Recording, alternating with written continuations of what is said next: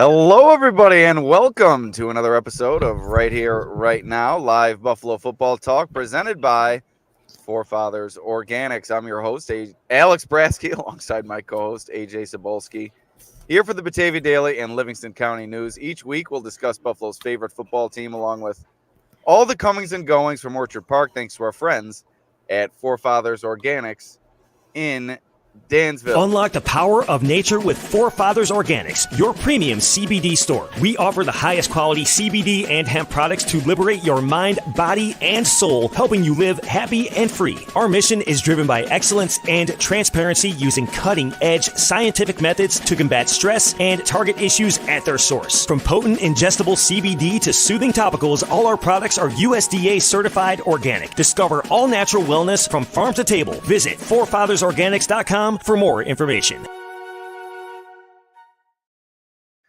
Almost introduced myself as you, AJ. It's been one of those days to begin this morning/afternoon, driving to New Jersey to take in Bills Jets this weekend at MetLife Stadium.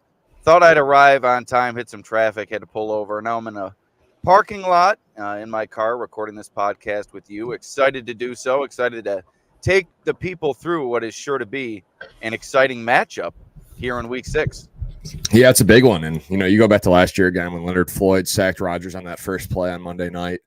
That was just crazy. Obviously tears the Achilles there, misses the whole season. So this will be the first time we get to see Aaron Rodgers go up against the Bills in his career and at least play a full game. Hopefully, injuries albeit. I know the turf there is going to take a beating because I think there's a Giants game today, and I think there's a Jets game on Monday. So there's going to be a little bit of some turf issues, but I'm sure that'll be okay. But yeah, I'm excited for this Bills versus Jets matchup, and it's going to be, it's a big game for both teams. I think both teams have a lot on the line.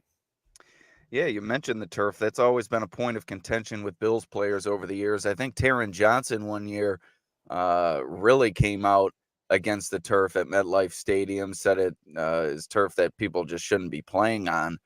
So hopefully everything works out in terms of both teams' health this weekend, and we get a good game between these two AFC East rivals. Renewing the rivalry this weekend in East Rutherford, New Jersey, as Josh Allen and the Bills and Aaron Rodgers and the Jets have both lost 2 in a row. This game will decide the early frontrunner for AFC East supremacy, as if the Jets beat the Bills, they will take over the AFC East lead. They'll have that tiebreaker between the two teams. I know it's early in the season to start talking about tiebreakers, but that's what it'll come down to. Both teams will be sitting at 3-3 if the Bills are to lose their 3rd in a row. So an early season critical matchup for the Bills. This really could set the tone for the rest of the way. Yeah, it's, again, big game for both teams. The Jets struggling the past couple of weeks, as well as the Bills. So both teams kind of reeling and struggling in a sense and need to find their identity here early on in the season. That's what both teams are probably going to be looked to be doing here, is finding that identity. A lot of changes on the coaching staff for the Jets going into this one, obviously, and then the Bills, just trying to, again, find their identity against an AFC East division rival that's not dominated, but has had their way, especially at home against the Bills the past couple of years.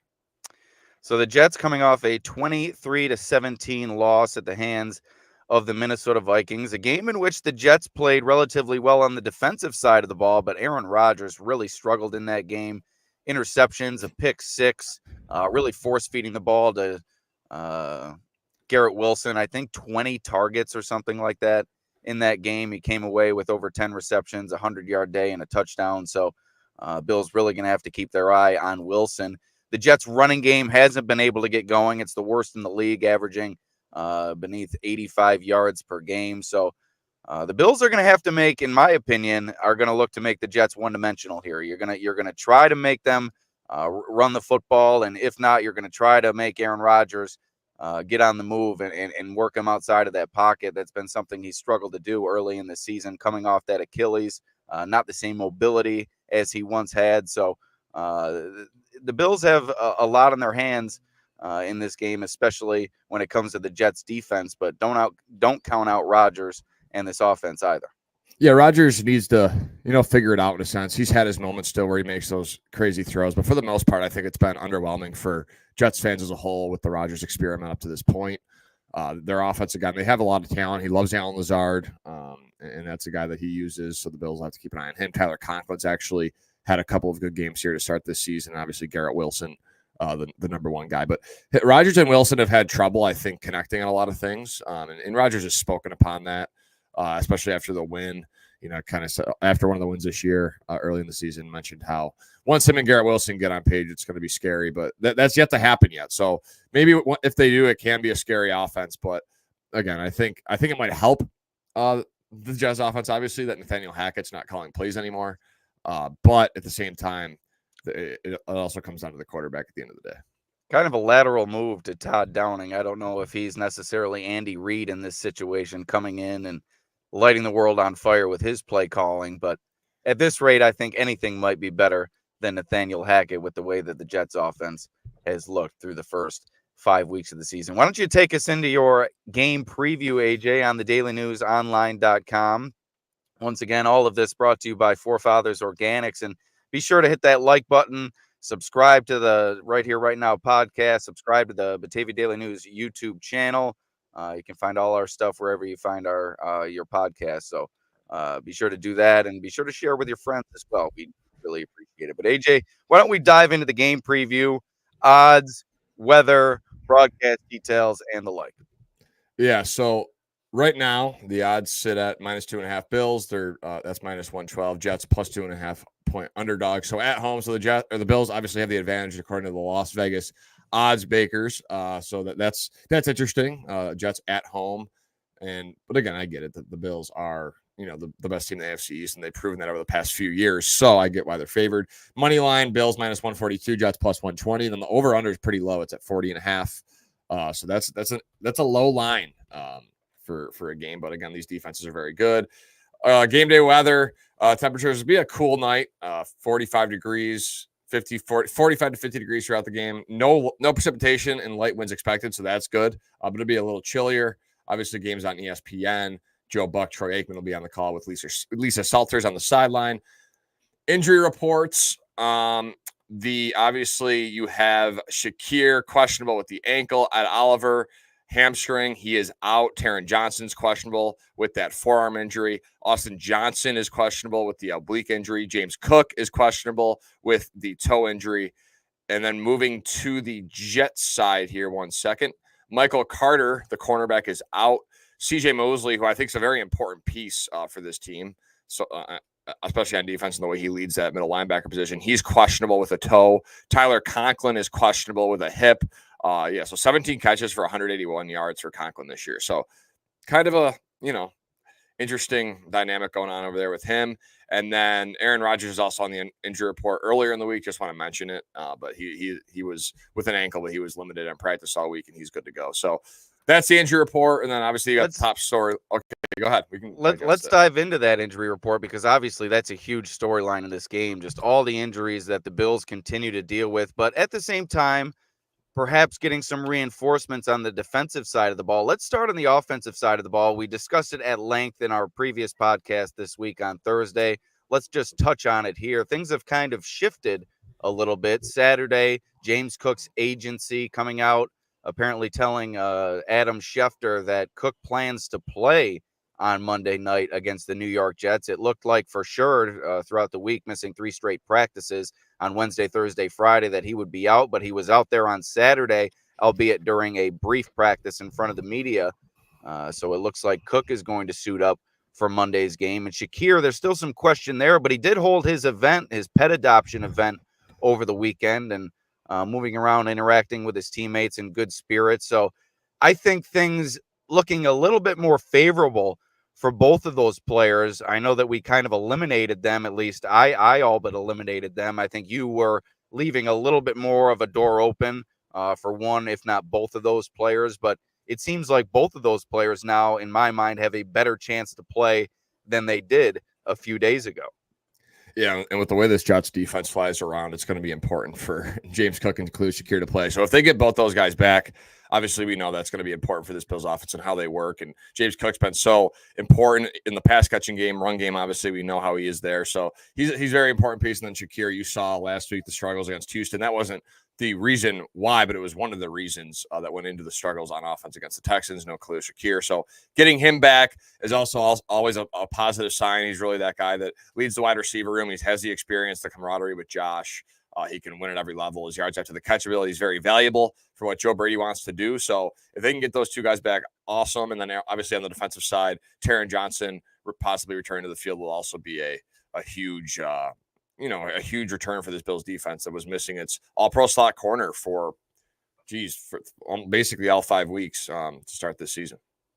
Yeah, along with Taron Johnson, Taylor Rapp also set to return off the concussion protocol. So reinforcements in the secondary, and I think you're going to need them today against the Jets. Aaron Rodgers, although, like I said, can't really get on the move and extend the play like he once could, he's still got a great arm, great accuracy. He's made elite throws this season. You saw a couple of them last week against the Vikings, albeit mixed in with some horrible throws as well. But he can really torch you if you give him time in that pocket. It's going to come down to the rush and the secondary working together, and it's really big to have Taron Johnson back working with Terrell Bernard, the two cornerbacks that the Bills have, Christian Benford and Rasul Douglas, who have really hit the ground running to start this season, both playing at relatively all-pro levels, particularly perhaps Benford. But I think that's a big reinforcement. And then Rapp, you can't undersell that either with all the struggles that they've had at the safety position. DeMar Hamlin kind of providing you what he's going to provide, and Cole Bishop struggling in his first start last week. I think getting Taylor Rapp back is a really big deal, and I don't think it's being talked about enough. Yeah, I think Taylor Rapp's an important player for this team, and I think the Bills obviously trusted him. He's been the guy since the start of training camp to start every practice. He stayed healthy throughout that whole process as well, which was huge, and he's been on the field a lot of the time. He's been with the starters all offseason, all training camp. They re-signed him. They believed in him. So he, again, like you said, I think he's an important piece of this defense and what they want to do and on that back end. So it's going to be interesting to see how this Bills defense attacks the Jets offense. Breece Hall over there as well. He's another important piece that I forgot to mention earlier. So we'll see. But yeah, Taylor Rapp's back. Secondary fully healthy, it looks like, almost for the first time all season, with Hamlin, Rapp, Taron Johnson, Benford, and Douglas. And Austin Johnson also could be a critical add as well, with Ed Oliver missing his second straight game. Daquan Jones and Dwayne Carter did a nice job last week, but adding another player into that mix, if Austin Johnson is able to suit up, I think that could be big as well. Before we get too deep into this podcast, let's thank our sponsor, Forefathers Organics in Dansville.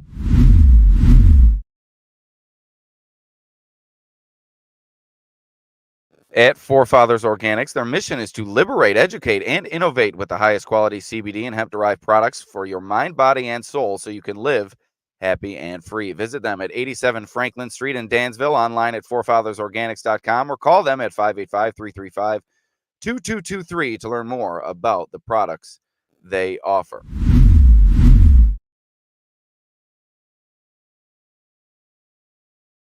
All right, AJ, let's dive into your storylines on your preview on the dailynewsonline.com. Yes, so we're looking at the first one I discussed here. Let me scroll down 1 second. Is fixing the Bills' offense for this Bills team. So I think that's a big play. Obviously, flashback to that Week 4 matchup against the Ravens, and that trick play obviously derailed any momentum of the Bills sustaining a comeback in that one, trailing 21-10 in the second half. So, after that game, Joe Brady kind of took full responsibility and said, he would learn from the situation. But the next game, they also struggled as well, 3 points in the first half. So there's been 3 of 5 games so far this year that the Bills offense has scored 3 points in the first half. In the last 2 weeks, Buffalo is 25th in overall EPA per play, 31st in overall success rate, 24th in dropback EPA, 32nd in dropback success rate, 18th in rush EPA per play, which is a bit, it's still below average, but it's better than these other numbers. They're at the bottom of the league in every other one in the last 2 weeks, and 20th in rush success rate. So this Bills offense is tough. And again, they're getting man coverage 38.4% of the time through 5 weeks, which is first in the NFL. So no one goes up against man coverage more than the Bills. The wide receivers, I think, have struggled. I think the offensive line struggled to protect. I think Josh Allen struggled as well. So there's a lot of, again, we've talked about it, a lot of things going on. And then on that defense, you got Sauce Gardner and DJ Reed, who they're both very good corners on this Jets unit. So I think, and one of the top in the NFL. So if the Bills want to succeed, the wide receivers will have to win. and the offensive line is going to have to protect Josh, and obviously Josh is going to have to be on money, but that's really what it's going to come down to.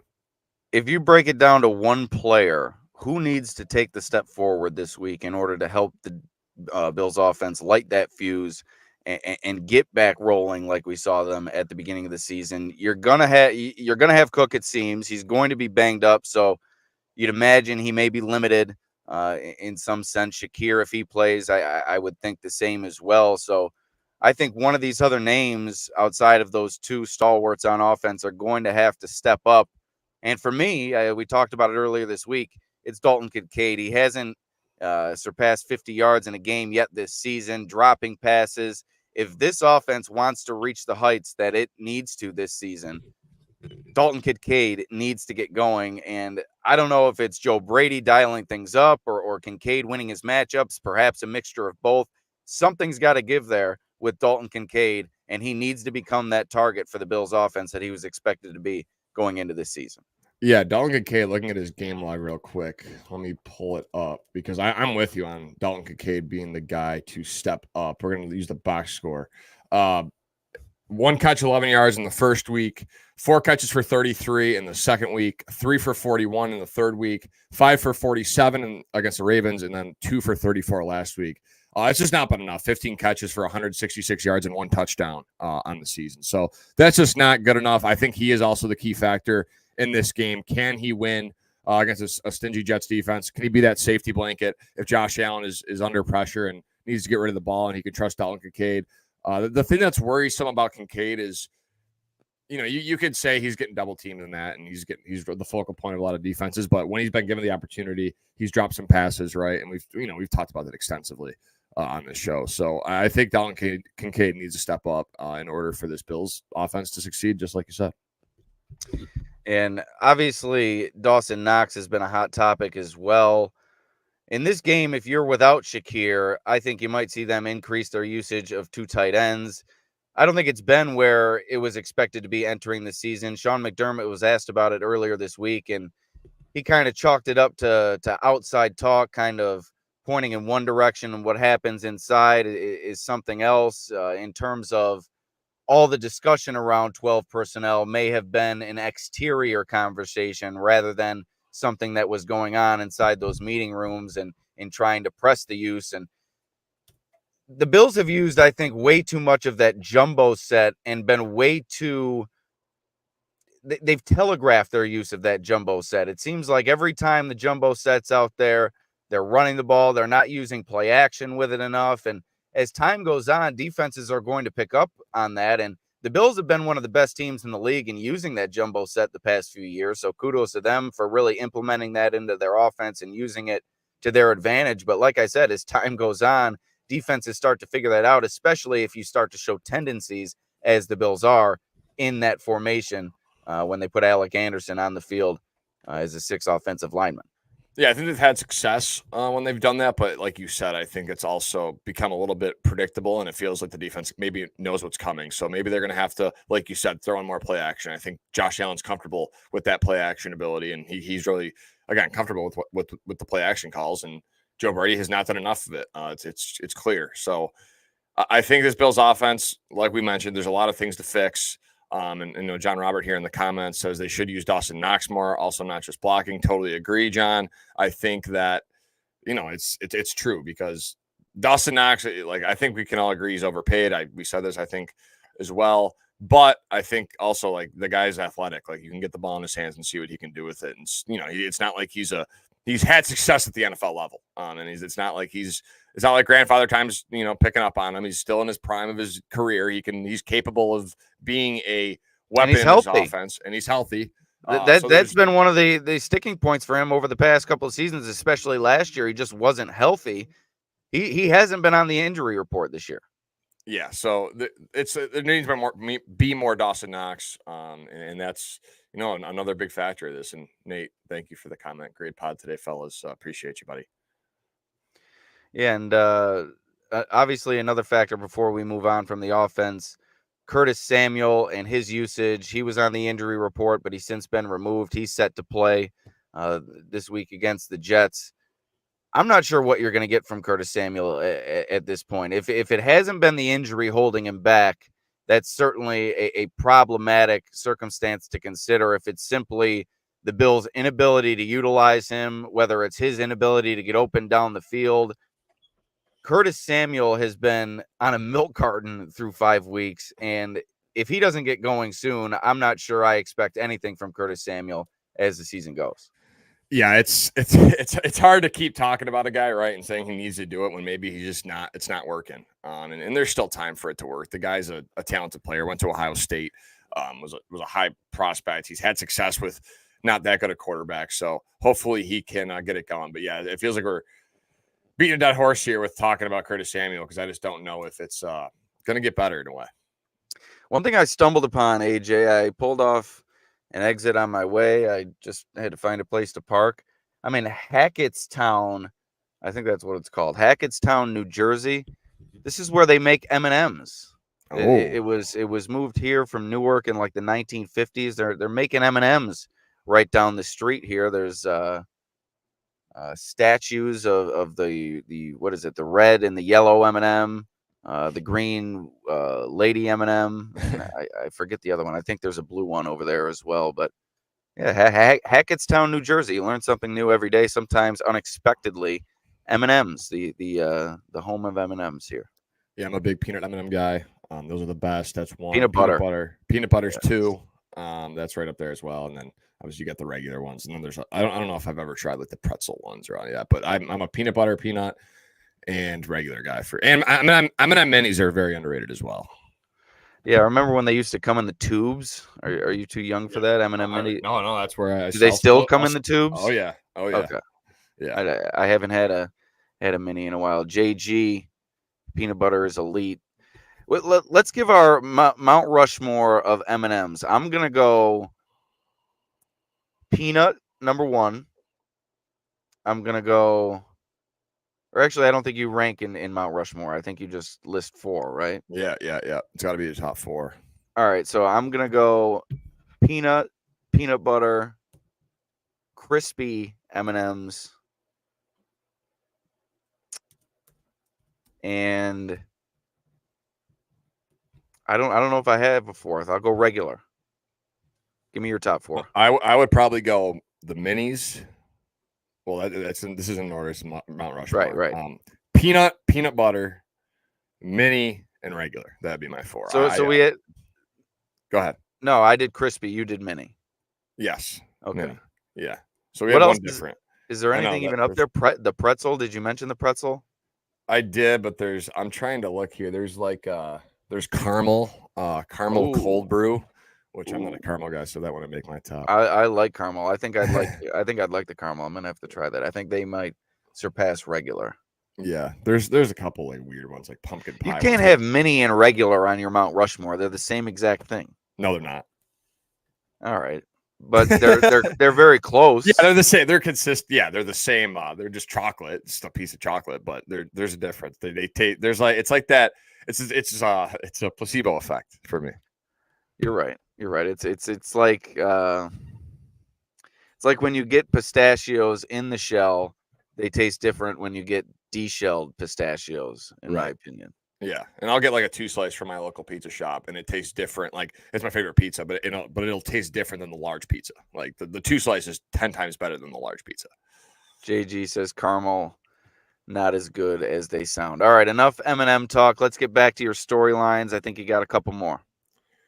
Yes, I do. The next one will be obviously the Jets coaching changes. I talked about the example of the Raiders firing Josh McDaniels last year, and then Antonio Pierce took over, and they won 30-6 the next week. And teams are 16-21, so there's not really that good of a fact there that teams get this bump after they fire their head coach midseason.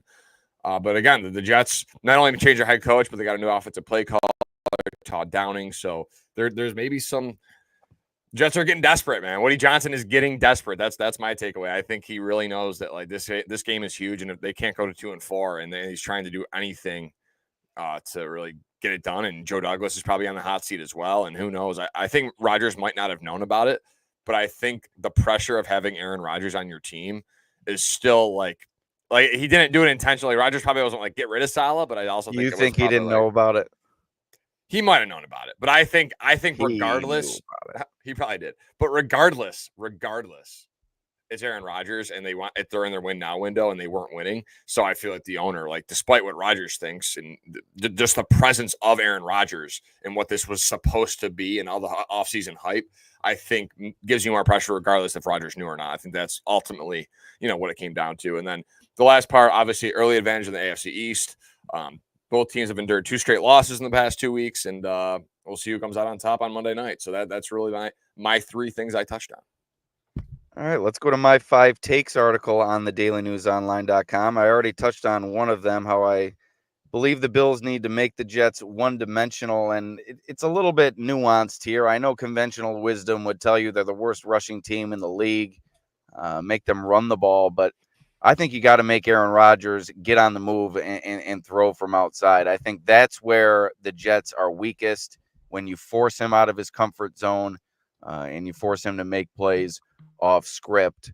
But moving on, we already talked about the offensive line. We talked to Dion Dawkins earlier this week. He can't stand the Jets. He's been talking a lot of mess going back to last season, the season before. So, he'll be raring to go in this one. And Bills' offensive line, after the first 3 weeks, just sacked twice was Allen, and he's been sacked 4 times over the past 2 weeks, and he's really been under duress. His scramble rate, as I mentioned on the previous podcast, sky high. He's been on the move constantly. So you got to allow Josh Allen to work from the pocket a little bit as well, and you have to allow these receivers some time to get open down the field, and it all starts up front with the offensive line.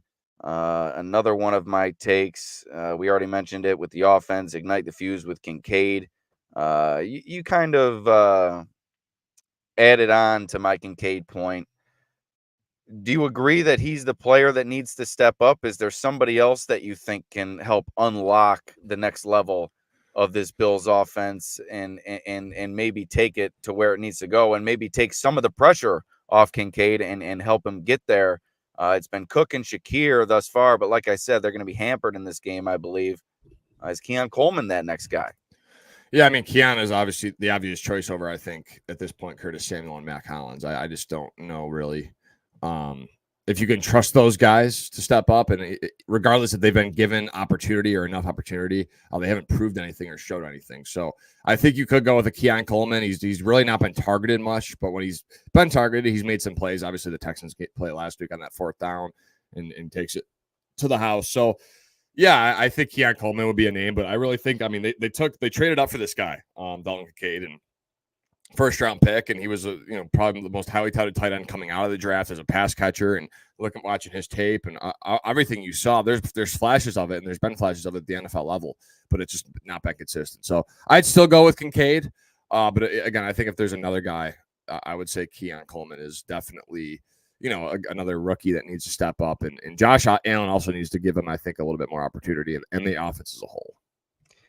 How much credence do you give the talk about the new coach bump with the Jets? Just to correct a stat that I gave earlier this week, I said it was all time, and I thought about it after. There's no way there's only been 29 head coaching changes all time. It's 29 since 2010, and the overall record is 16-13 in favor of the team that changed head coaches. How much weight do you give that, and do you really worry about that from a Bills fan's lens when you go into this game?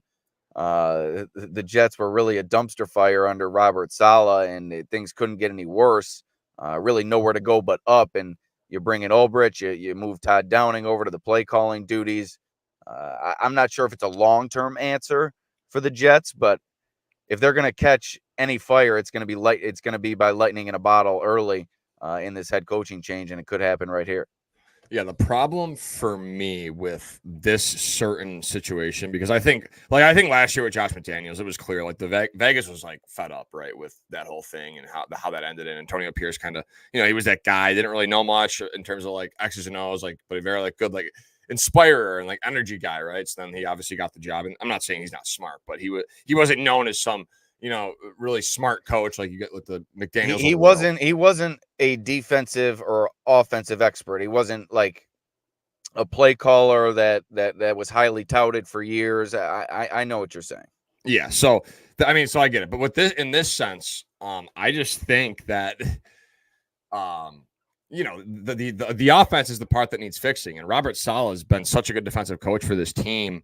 And again, I think he's going to get a great opportunity. I'm trying to find a tweet here from Ben Solak after the firing, but it was some crazy numbers about the defense. Yeah, since the 2021 season, Robert Saleh is first in New York. The Jets defense is first in points per drive, first in EPA per play, and third in success rate, despite playing the fourth most snaps over that stretch. So, like, the defense is the only reason, like, they've won a couple games this year and are like keeping them in it. So, I don't know. I mean, maybe Todd Downing can get the offense, and I think maybe to a new light, despite, some, I think, questions behind Garrett Wilson and Breece Hall. But, yeah, I don't know. I guess I believe in it in a sense, but also I think it's situational. And I think in this situation, the Jets offense still sucks. So they got rid of a defensive minded coach that's keeping them in games. So I don't know. It's tough. It's tough to really know. How much does Rodgers have left in the tank, do you think? Do you think he is somebody that can lead the Jets to a win in this game? Are they going to have to rely on that running game to come alive against the Bills? The Bills haven't been great at stopping the run this year. You've seen them give up a number of big plays, so it's kind of bad on bad here in this game. So does the Jets running game come alive, or does Aaron Rodgers have enough? Like I said, if he's got to move out of that pocket, I think the Jets are dead in the water in this game. But if he's able to remain in that pocket and make some of these throws, Garrett Wilson can win on those one-on-one matchups down the field. Mike Williams, I think, has shown flashes this year. And what's the status with Conklin? Is he out? Questionable. So if he's to play, that's another weapon for them. JG says only chance the Jets offense has is to run the ball successfully. And I agree. That's what I pointed to earlier. It seems like conventional wisdom would be for the Bills to try to force the Jets to run the ball with their success so far this season. But I think in this game, you got to pin your ears back, try to get after Rodgers. The Jets offensive line is one of the worst in the league, and they've shown that through 5 weeks. And the Bills pass rushers, namely Greg Rousseau and AJ Epinesa, have to show up in this game, get after Rodgers, put him under pressure, get him on the move, and force him to do things that he simply can't at this stage of his career. Yeah, in the last 2 games, the Jets have given up 3 sacks against Minnesota and then 5 against Denver on a 10-9 loss in their 2 losses. So 8 sacks. Rodgers has been sacked 8 times in the past 2 weeks. The first 3 weeks, 5 combined. So, there's some.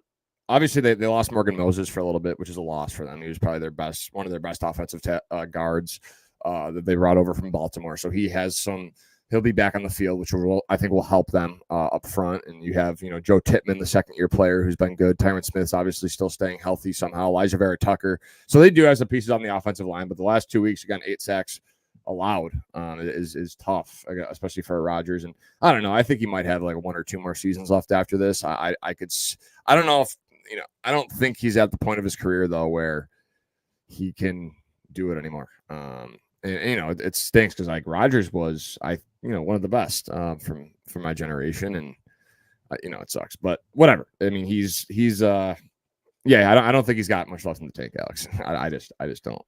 Especially if he's getting sacked 3 and 5 times per game. I'm not sure. You say 1 or 2 seasons. I'm not sure if he's got 1 or 2 games left getting sacked that often. You saw him crawling around on the field against the Vikings. It was really a tough scene there after that one play against Minnesota.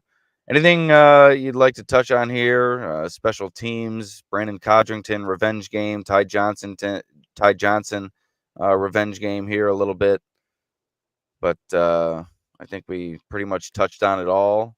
Yeah, I think we prediction. I think we gave the people a good prediction. You want me to start?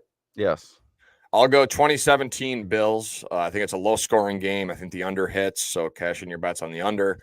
I think the Bills cover the spread by a narrow half point, and they get it done. I think Josh Allen finds a way. I think, it's funny because I was out last night, and we're talking Bills, obviously, and some of my buddies, and we mentioned how I asked my one buddy that I haven't seen in a little bit. I'm like, what do you think of the Bills? I'm curious to know because, he's a big Bills fan and he's always pretty reasonable. And he said, I don't really care, man. Like right now, like I care when it's December, January, like when this team's back's against the wall, they've proven it over and over again that they get it done, especially in the regular season.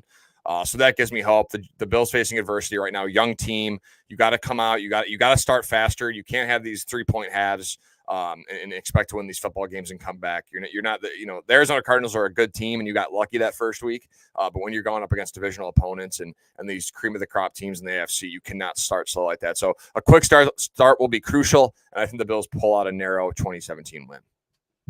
I'm going 28-24 Bills. I think the offense is going to get going a little bit this week. I think Josh Allen is going to find some success. I think the offensive line is going to do much better than it has the past few weeks. And I think Ty Johnson is going to find some room to run in this game. I think he's shown flashes this year. He's averaged over 4 yards per carry.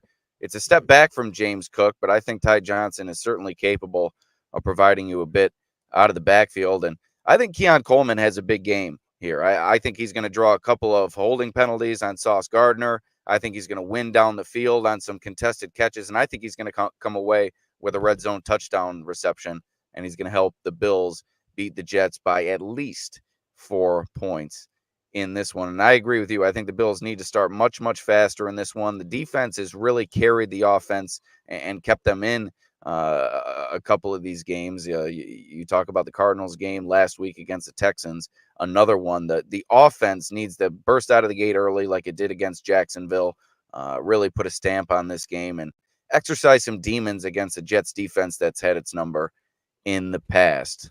How about today's NFL slate, AJ? What are you looking forward to there? We'll go down the list here in terms of what's coming. Ravens Commanders at 1 o'clock is the game I'm going to be. I want to see Jaden Daniels, Lamar Jackson. What a great matchup! Yeah. Oh yeah, and I want to see. I think it's two Heisman Trophy winners. I'm not a college guy, but two Heisman, right? 2 Heisman Trophy. It was Daniels last year. Yeah. Yep. Dude, it's crazy about this Commanders team. They're fun. I feel there's probably not many like if I look around the league right now. JG, yeah. Thank you, JG. I think it's gonna be a great game. So enjoy it today. But yeah, I think like Terry McLaurin, like there's not a guy I feel happier for in this league right now than Terry McLaurin. Like the guy dropped him from my fantasy team a few weeks ago. Really regretting it right now. John Worrell picked him up. I'm very upset about it. Yeah, that's unfortunate. But yeah, I'm so happy for Terry McLaurin. He's a guy that's worked his tail off in his career, and he was never really glorified. Everyone knew he was good and special and this crazy route runner, but you pair him with Jaden Daniels, and it's a cool sight. I think for me, I'm really looking forward to this Browns Eagles. No, I'm totally joking. I think for me, I'm with you. Maybe Lions Cowboys. That's another big game at 4:25 for the late slate. I think if you're looking at the late slate, that's the game in the late slate. And then tonight, Brian Daboll going up against the Cincinnati Bengals, who have struggled to find wins this season. So that should be an exciting game. Maybe I'll take a trip over to MetLife tonight and catch that game for a resale ticket, cheap price or something. But that's going to do it for us. I don't have anything else. Let us thank our sponsor one more time. A little bit of helter-skelter here, so I apologize if I sounded a bit disjointed on the pod today. I wasn't expecting to do this one from a parking lot. Thanks. Let's thank our sponsor, Forefathers Organics in Dansville. Unlock the power of nature with Forefathers Organics, your premium CBD store. We offer the highest quality CBD and hemp products to liberate your mind, body, and soul, helping you live happy and free. Our mission is driven by excellence and transparency, using cutting-edge scientific methods to combat stress and target issues at their source. From potent ingestible CBD to soothing topicals, all our products are USDA certified organic. Discover all natural wellness from farm to table. Visit forefathersorganics.com for more information. All right, AJ, I'm off to find where Reese's Pieces are made. That's going to do it for us on the show. We'll see you next time. Peace out. Oh, hold on.